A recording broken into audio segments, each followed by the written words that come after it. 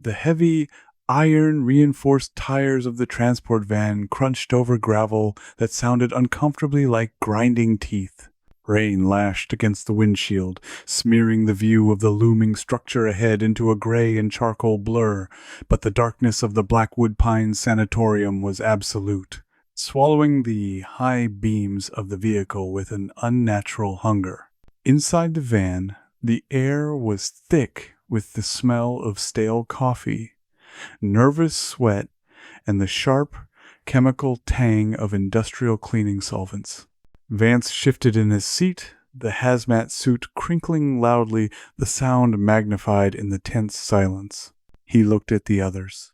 They were a motley crew, scraped from the bottom of the employment barrel by Aethelgard Industrial Solutions, a company that offered triple hazard pay and asked zero questions about criminal records. Vance tightened the straps on his respirator, though he hadn't pulled the mask up yet. He watched Javier, the kid of the group, bouncing his leg rapidly, his eyes wide and darting toward the blackened windows. Next to him was Mara, a woman whose face looked like it had been chiseled from granite, smoking a cigarette she wasn't supposed to have, ash falling onto her pristine white suit. In the front passenger seat sat Kyle, the shift lead, reviewing a clipboard with a fervor that suggested he believed paperwork could protect them from whatever necessitated this level of cleanup. "All right, listen up." Kale's voice cut through the drumming rain, authoritative but brittle. "We have a 12-hour window. The client was specific. Complete sterilization of the west wing, 3rd floor. The previous tenants left a mess. We go in, we scrub, we bag the bio-waste, we burn it in the on-site incinerator, and we leave. No social media, no photos, no souvenirs. You sign the NDA. You know the drill." "What kind of mess pays $5,000 a night?" Javier asked, his voice cracking slightly. "They said it was a biological containment breach. Is it contagious?" Mara exhaled a plume of smoke, crushing the butt against the metal wall of the van. "For $5,000, kid, I'd clean up radioactive vomit. Just keep your mask sealed and don't touch anything with your bare skin." Vance remained silent, staring at the building. It wasn't just a hospital. It was a fortress of Victorian brick and barred windows perched on a cliffside that seemed to invite suicide. He had done crime scene cleanup before, suicides, hoarders, weeks-old decompositions, but the vibe radiating from Blackwood was different. It felt heavy. It felt like the building was holding its breath. The van halted with a lurch. They exited into the storm, dragging heavy duffel bags filled with bleach, enzymatic digesters, wire brushes, and pressure washers. Kale punched a code into the service entrance keypad. The heavy steel door groaned, metal shearing against metal, before swinging open to reveal a corridor plunged in shadow. The smell hit them before they even crossed the threshold. It wasn't the smell of rot, exactly. It was the scent of copper, overwhelming, metallic, and wet. It tasted like biting a tongue, amplified 1,000 times. Underneath the copper was something sweeter, cloying and musky, like spoiled meat left in the sun, mixed with the sharp ozone of a blown electrical transformer. "Masks on," Vance said, his voice rough. He didn't wait for Kale's order. He pulled the rubber seal over his face, the hiss of the filtration system filling his ears. The world became the sound of his own breathing and the muffled drum of the rain outside. They moved deeper into the facility, their flashlights cutting beams through dust motes that hung suspended in the stagnant air. The architecture was oppressive, narrow corridors lined with peeling lead paint, the floor tiles cracked and yellowed. But as they ascended the service elevator to the 3rd floor, the yellow tiles began to change. When the elevator doors rattled open, the beams of their flashlights hit a wall of red. "Jesus Christ," Javier whispered over the comms. The hallway wasn't just dirty, it was painted in viscera. The floor was submerged in an inch of coagulated, gelatinous crimson sludge. The walls were splattered in arterial sprays that reached the ceiling, creating abstract patterns of violence that defied physics. It looked as though a human body hadn't just died here. It looked as though a dozen people had been put through a wood chipper and then sprayed out of a fire hose. Standard procedure, Kael said, though Vance could hear the tremor in his breath through the radio earpiece. Mara, Vance, start with the squeegees.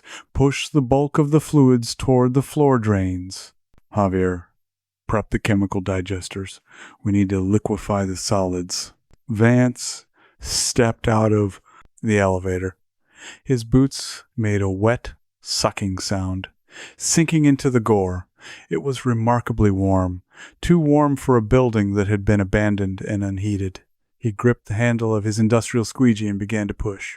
The sludge was heavy, resisting the rubber blade with a viscosity that felt almost muscular. As he shoved a pile of clotting blood toward the drain, he noticed chunks of matter within the red-tide, fragments of bone, shards of teeth, and long, ropey strands of tissue that looked like torn ligaments. They worked for an hour in a silence, broken only by the squelch of boots and the sloshing of fluids. The work was grueling. The sheer volume of biological material was impossible.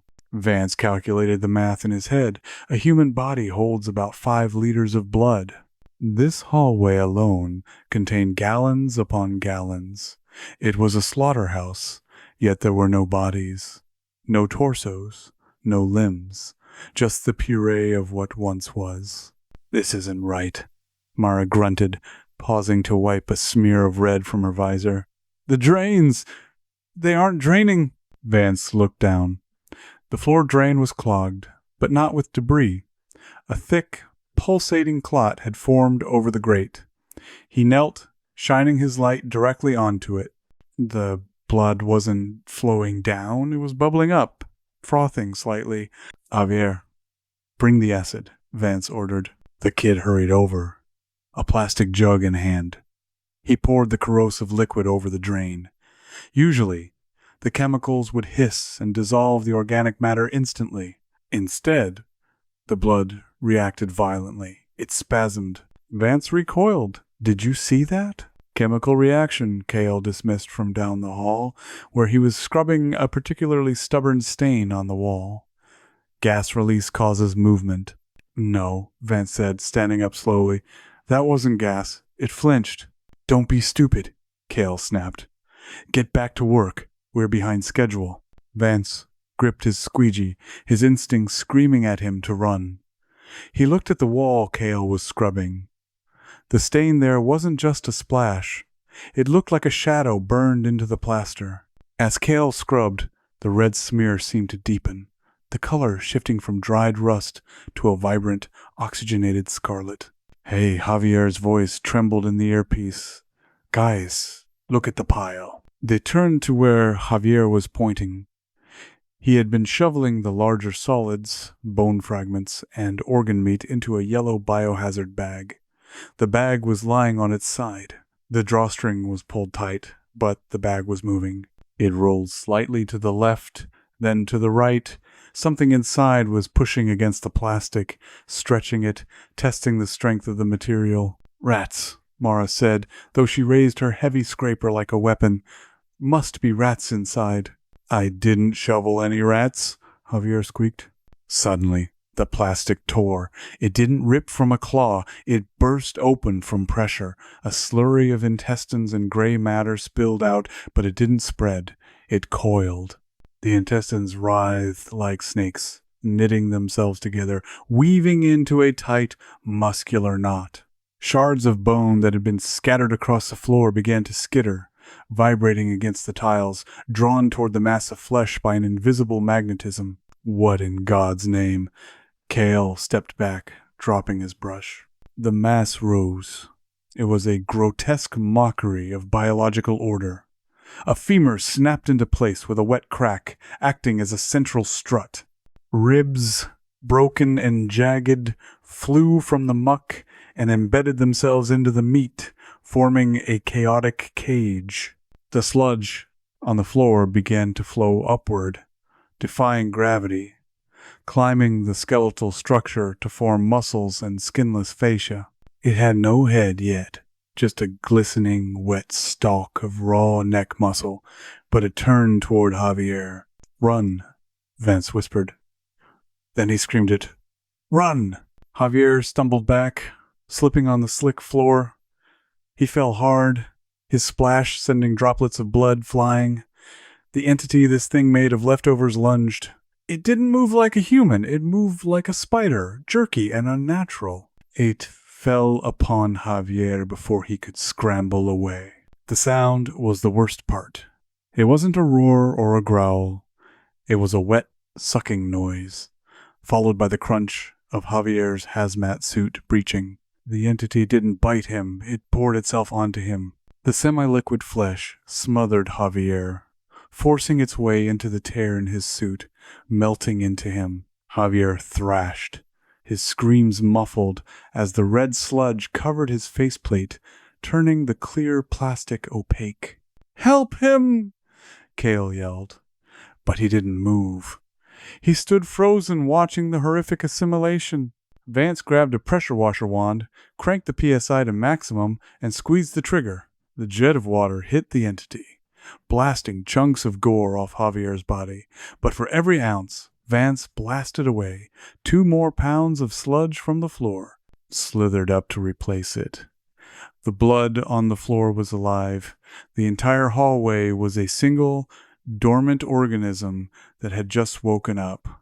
"It's not working," Mara yelled. She grabbed a canister of industrial bleach and hurled it. The plastic jug exploded on impact, dousing Javier and the creature. The chemical reaction was instantaneous. The creature shrieked a sound like tearing metal and boiling water.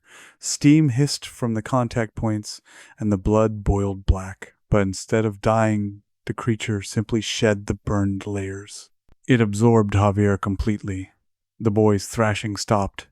His body went limp, then rigid, then wrong. His limbs snapped backward, joints reversing, as his body was repurposed, added to the mass to create a larger, more stable form. "Elevator, now!" Vance commanded, grabbing Mara by the shoulder and shoving her toward the doors.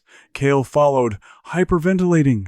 They slammed the call button, but the light didn't illuminate. The panel was dead. "Stairs," Vance hissed. "To the fire exit." They sprinted through the sludge, which now seemed to be grabbing at their ankles, becoming as sticky as tar. Every step was a battle. The walls were weeping now, thick rivulets of blood flowing down to join the river on the floor. Faces began to press out from the wallpaper, agonized. Screaming mouths molded from the plaster and gore, moaning in a low, harmonious drone that vibrated in Vance's teeth. They burst into the stairwell, slamming the heavy fire door behind them. Vance spun the wheel lock, sealing it just as a heavy wet weight slammed against the other side. Boom, boom, boom. The steel buckled slightly with each hit. "What is that? What is that?" Cale was tearing at his helmet, trying to rip it off. "Keep your suit on." Vance slapped Cale's hands away. "You breathe that air, you might end up like Javier. We don't know how it transmits." "It's the dead," Mara said, her voice eerily calm, though her eyes were wide with terror. "It's all of them. The victims. They're reassembling." "We need to get to the ground floor," Vance said. He looked over the railing. The stairwell spiral went down into darkness, but as he shone his light down, the beam didn't hit concrete. It hit a rising tide. The bottom of the stairwell was flooded. The red level was rising, surging up the steps like a floodwater, bubbling and churning. Floating in the mix were more shapes, half-formed torsos, hands grasping at the air, spinal columns seeking skulls. "Up," Vance said. "We can't go down. We have to go to the roof." "The roof!" Cale cried. "We'll be trapped." "We're already trapped, you corporate shill. The bottom is flooded. We go up, or we drown in that." Vance pointed his light at the rising carnage. They scrambled upward, boots clanging on the metal stairs. 4th floor, 5th floor. The sounds from below were getting louder, a cacophony of wet slapping and the snapping of bones. The sanguine scourge was pursuing them, gathering mass from every corner of the hospital, stripping the building of its tragic history to build a body capable of vengeance. They reached the roof access door. It was chained from the inside. "Are you kidding me?" Mara shouted, kicking the door. "Stand back," Vance said. He unholstered the heavy breaching tool from his belt, a crowbar he'd insisted on bringing despite Cale's objections about weight. He jammed the claws into the padlock hasp and heaved. His muscles burned, sweat pouring down his face inside the mask. With a sharp ping, the metal snapped. Vance shoved the door open, and they stumbled out onto the rain-slicked roof. The storm was raging, thunder crashing directly overhead. The cold wind was a relief after the stifling heat of the interior, but the relief was short-lived. The roof was surrounded by a high chain-link fence topped with razor wire. It was a cage. And in the center of the roof stood a small brick structure, a maintenance shed or generator room. Cale ran to the edge of the roof, looking down. "The van! It's gone!" Vance joined him. The parking lot was empty. The transport van had left, but in its place, parked safely beyond the gate, was a sleek black sedan. A man in a suit stood next to it, holding an umbrella, watching the sanatorium through binoculars. "They left us," Cale whispered, the realization shattering his worldview. "Aethelgard. They knew." "Of course they knew," Vance growled. He looked around the roof. This wasn't a cleanup job, it was a feeding. They needed fresh biomass to see if the thing was still active, or maybe to make it stronger. The roof access door slammed open. Vance spun around. The entity squeezed through the doorway. It was massive now. It had absorbed Javier and whatever else it found in the stairwell. It stood 8 feet tall, a glistening, skinless titan of woven muscle and jagged bone. Javier's face was visible in the center of its chest, eyes wide and dead, mouth open in a silent scream. Multiple arms protruded from its back, flailing wildly, tipped with sharpened ribs. "Back!" Vance yelled, swinging his crowbar. Mara pulled a flare from her belt emergency signaling gear. She cracked it, and the brilliant red light hissed into life, illuminating the monster in a hellish glow. "Burn, you ugly bastard." She threw the flare. It stuck to the creature's wet chest. The heat seared the flesh, and the entity roared a sound of a dozen voices screaming in unison. It swiped a massive, heavy arm. Mara tried to dodge, but the creature was deceptively fast. The backhand caught her, lifting her off her feet and sending her crashing into the generator unit. She slumped, her suit torn, blood pooling around her. "Mara!" Vance yelled. The creature ignored him, drawn to the fresh injury. It smelled Mara's blood. It loomed over her, its chest splitting open like a vertical mouth, rows of teeth made from finger bones spinning inside. Cale snapped. He didn't help. He ran for the fence, scrambling up the chain link, tearing his hands on the razor wire. "Hey! Hey, down there! Open the gate! I have data! I have the observations!" He screamed at the man in the sedan below. The creature paused. It turned its eyeless head toward Cale. The vibrations of his screaming attracted it more than the silent, unconscious Mara. It charged. Vance saw his chance. He didn't run for the fence. He ran for the maintenance shed. He knew these old buildings. Sanatoriums had massive ventilation systems. The creature slammed into the fence just as Cale reached the top. The impact shook the entire roof structure. The entity grabbed Cale's leg. Cale shrieked as he was yanked down. He held onto the wire, the barbs cutting deep into his palms, but the strength of the monster was absolute. With a sickening tear, Cale was pulled free of the fence and slammed onto the gravel roof. Vance kicked the door of the maintenance shed open. Inside, large industrial fans hummed, pulling air from the building below, and there, on the wall, was a control panel. He looked back. The creature was tearing Cale apart, adding his mass to its own. It was growing larger by the second. Soon, it would be too big to be contained by the building. It would spill over the sides and descend into the valley.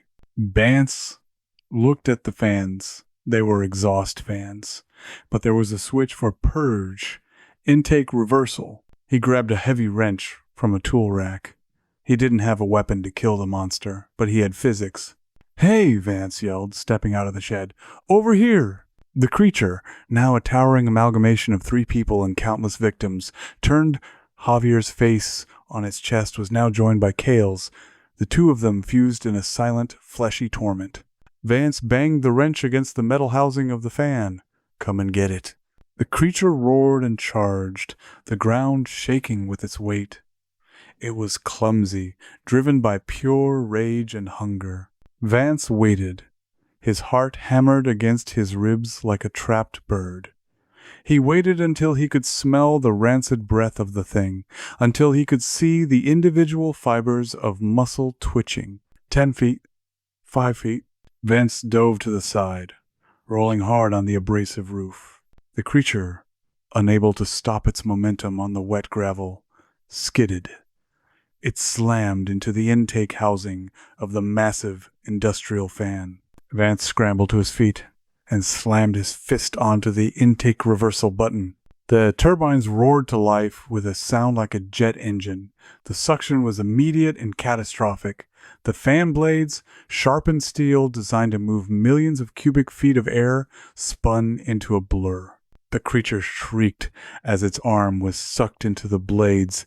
Thunk, thunk, thunk, splat. Black and red sludge sprayed out of the exhaust vent behind the shed, painting the rain. The entity tried to pull back, anchoring itself with its multiple limbs, but the suction was too strong, and its body was too fluid.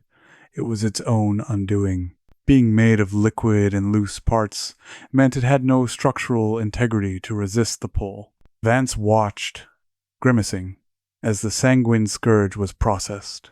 It was a gruesome disassembly. The creature was pulled in, inch by screaming inch. Bones shattered in the turbine. The faces of Javier and Cale distorted and stretched before being sucked into the dark maw of the machine. For a long minute, the roof was filled with the sound of chopping meat and mechanical whining as the motor strained. Then, with a final wet glorp, the last of the tail vanished into the blades. Silence returned. Save for the rain and the humming of the fan, Vance fell to his knees, ripping his mask off. He vomited bile onto the roof. The air smelled of ozone and shredded meat. He looked over at Mara. She was gone. A trail of blood led to a drain pipe. Whether she had crawled away or been taken by a piece of the entity before the end, he didn't know. He was alone. Vance stood up, his legs shaking. He walked to the edge of the roof and looked down. The black sedan was still there. The man with the binoculars lowered them, pulled out a phone, and made a call. Then he got into the car and drove away, disappearing into the rainy night. Vance knew what this meant. He hadn't won. He had passed the audition. They hadn't wanted the building cleaned. They wanted to see if a human could survive the cleaning. They wanted data on the entity's combat capabilities and its weaknesses, and Vance had just provided them with a comprehensive field test. He looked at the maintenance shed door. Taped to the inside, visible now that the light was on, was a laminated sheet of paper he hadn't noticed before. Aethelgard Industrial Solutions, Project Sanguine. Site, Blackwood. Subject, Regenerative Bioweaponry. Test Group, 4 cleanup crew. Objective, Stimulate dormancy. Provoke manifestation. Vance laughed. It was a dry, hacking sound that hurt his throat. He gripped the wrench tighter. He was alive. He was stranded on a roof of a slaughterhouse in the middle of nowhere, covered in the liquefied remains of his co-workers. He walked back to the stairwell door. The blood was gone. The entity had recalled all its mass to the roof to fight him, and subsequently into the fan. The building was empty again, just wet, cold, and dead. Vance began the long walk down. He had a long walk home, and Aethelgard had a loose end they hadn't accounted for, the survivor, and he was going to make sure they paid for the cleanup. As he exited the front doors into the storm, the rain washed the red filth from his suit, but the stain on his mind was permanent. Behind him, deep in the plumbing of the sanatorium, where the pulverized remains of the creature had been flushed, a single droplet of red slime vibrated. It coalesced, pulling a splinter of bone from the darkness, and began to knit itself together again. The contract was never finished. The cleaning was never done.